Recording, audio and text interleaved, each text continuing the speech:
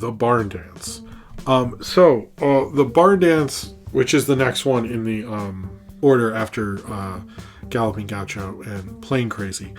I forget. It gets confusing because I think didn't Plain Crazy play like 2 versions and stuff? I don't know. We're not talking about that. I did that. Whenever I said that, I'm sure I was right.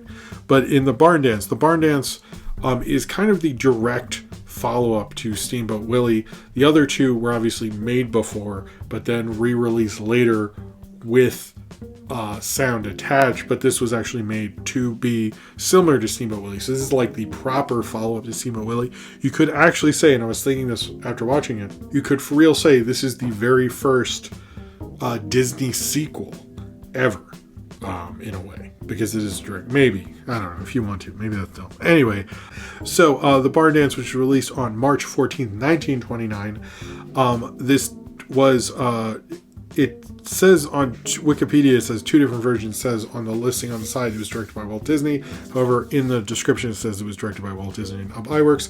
I tend to think it was directed by Ub Iwerks because I think he's cool and he was the head animator, and I think he probably did most of it. But it is interesting because it is basically, and it's sort of a simple plot. And I never talk about the ending of these, but it's actually kind of a big deal in this one. So, in this one, you can tell it's 1929 because Mickey rolls up to Minnie's house to take her to the barn dance in a horse and buggy. But Pete shows up, being a man about town, a mean villain guy. He shows up with his horseless carriage to impress Minnie. And Minnie actually goes in his car first, but then she decides to go with Mickey to the dance.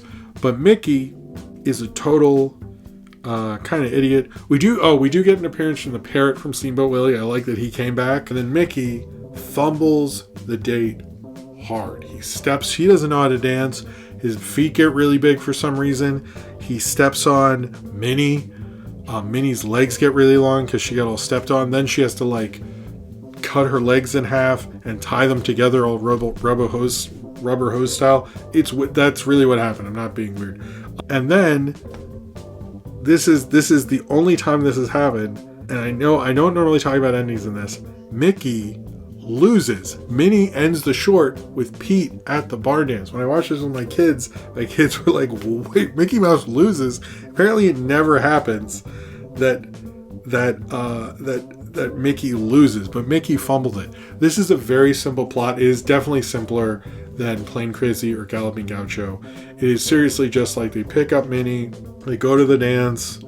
Mickey, look, everybody has bad dates sometimes, and Mickey Mouse does too. And the energy's off, and you're just like, what am I doing? You feel really stupid about it. It happened to me in high school a bunch of times. But they'd be like, why do I even try?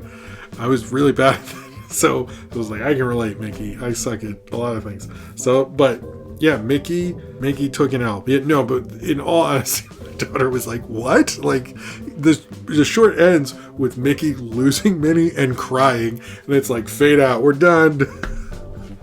Have fun, 1929 audiences. I was like, that was a little shocking, to be honest. Like, I like how much Ub and Walt and those guys messed with the perception of Mickey Mouse in this and in these.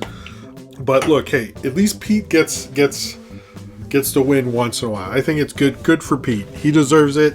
He's been an older cartoon character than Mickey anyway, actually, and he can get Minnie this one time. And Mickey, you know what? If you watch the short, he didn't deserve it. He doesn't deserve that. I wish the parrot got more lines. He did get to laugh. So, yeah, Mickey took an L, man. Mickey took an L. I mean, he did. He fumbled it.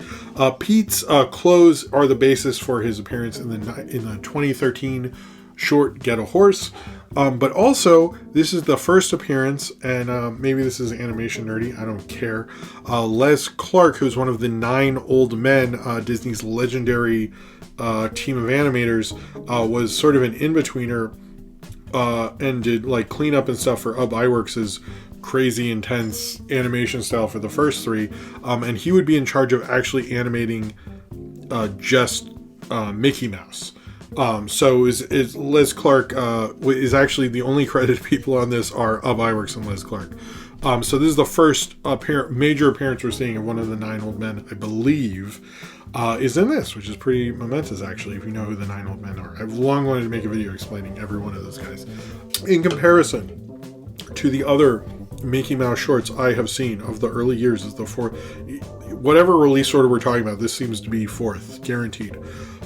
You know, it's a little fun short, but it isn't kind of, I think, if you watch the first 3, they're so momentous and obviously historically significant and all those things.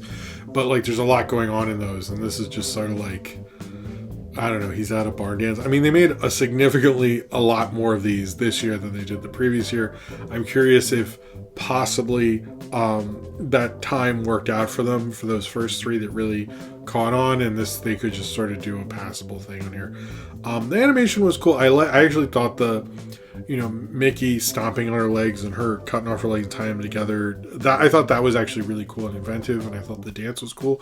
But there's no, like, real iconic moments. I think the most iconic thing is that Mickey Mouse loses, and I actually think that makes this, that's the real most interesting thing about this, is that Mickey Mouse loses. And you know what? Sometimes Mickey Mouse deserves to lose sometimes. Although I like William Ellman's theory on him and Minnie's relationship. It says Mickey Mouse abused too many small animals in front of her. I love that. I mean, he did, though. He did. All right.